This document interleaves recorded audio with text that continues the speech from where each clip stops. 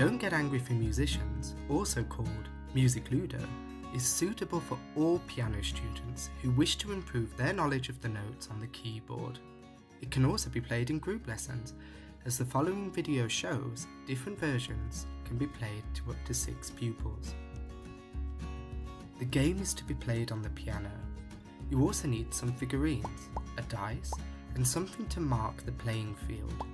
We use playing cards in our version, but something like a sheet of paper will work just fine as well. Use the cards to mark the range you want to play on the keyboard, like the key of C major for example. You can do that by putting the cards in between 2 keys. One of the pupils can start the game and roll the dice.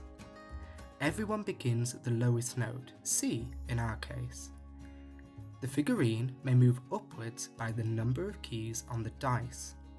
However, the player can only stop there if he or she is able to correctly name the key. Otherwise, the figurine moves back to where it was before. Once a player reaches the top of the scale, he or she must turn around and move back to the beginning. The player who is fastest to return to the first key wins.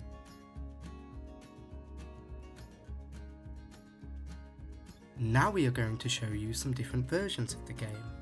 In version 1, the size of the playing field is increased by more octaves than before. The players are aiming to name all the notes on the keyboard. Version 2 uses a scale with black and white keys, like the scale of D major. The black keys are a safe haven for all players, and there can be 2 figurines on them at the same time. This version helps to memorize the layout of different scales. Version 3 uses all keys within the selected area on the keyboard and is great for practicing the chromatic scale. The goal of this game is to help pupils memorize the names of all keys on the piano. It can also be used to familiarize them with the different scales.